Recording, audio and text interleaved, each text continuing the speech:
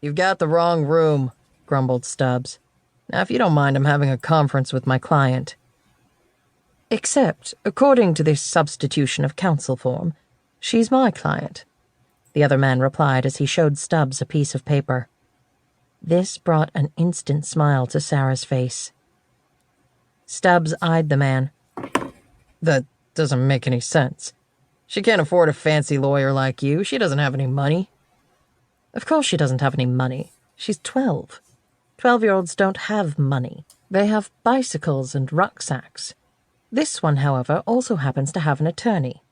This paper says I've been retained to represent Ms. Sarah Maria Martinez.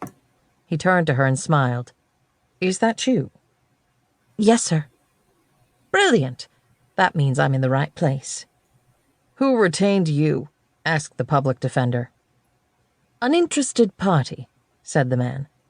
Beyond that, it's not your concern. So if you'll please leave, Sarah and I have much to talk about. We're due before a judge shortly. Stubbs mumbled to himself as he shoveled his papers into his briefcase. I'm going to check this out. There's a lovely lady named Valerie who can help you, said the British man. She's with the clerk of the court on the 7th floor. I know where she is, Stubbs snapped as he squeezed past the man into the hallway. He started to say something else, but instead just made a frustrated noise and stormed off. Once Stubbs was gone, the new attorney closed the door and sat across from Sarah. I've never seen that before, he marveled. He literally left the room in a huff. She had no idea who might have hired an attorney for her, but she was certainly happy with the change. I've never seen it either.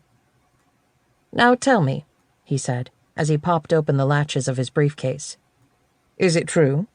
Did you hack into the computers of the city's juvenile justice system? She hesitated to answer. You needn't worry. Attorney-client privilege forbids me from telling anyone what you say in here. I just need to know if it's true. She gave a slight nod. Yes, it's true. Brilliant, he said with a wink. He pulled a small computer from his briefcase and handed it to her. I need you to do it again. Do what again? She asked. Hack into the juvenile justice database, he said. I need you to make me your attorney of record before Mr. Stubbs gets to the 7th floor and checks for himself. You mean you're not my attorney? She asked. Never set foot in a law school, he said conspiratorially.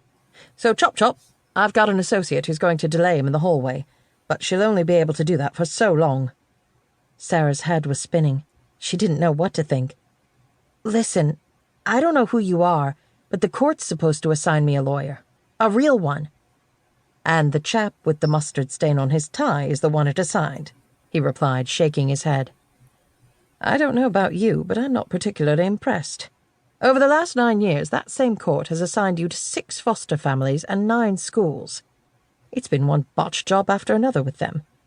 What do you say we try something new? She looked at him, and then at the computer.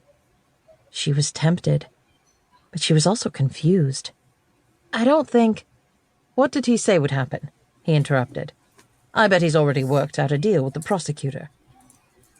2.5 years in juvie, and I'm banned from using a computer. He shook his head. I could do better than that, even without a law degree. For reasons she didn't fully understand, Sarah believed him. Maybe it was wishful thinking. Maybe it was desperation. Either way, she trusted her gut and started typing. Excellent, he said. You probably won't regret this. Probably? She raised an eyebrow. Shouldn't you be trying to build up my confidence? Only fools and liars speak with certainty about things beyond their control, he replied. But I'm optimistic, so I'd rate your chances around 87%. Sarah smiled and continued typing. What kind of computer is this? Bespoke, he answered. I thought I knew all the computer companies, but I've never heard of that one. It's not a company, he said. Bespoke means something that has been tailor-made to the specific needs of an individual. Someone made this for you? He nodded. Well, whoever bespoke it really knew what they were doing. Wait until you see the massive one, he said. You're going to love it. That is, if we're not both behind bars by the end of the day.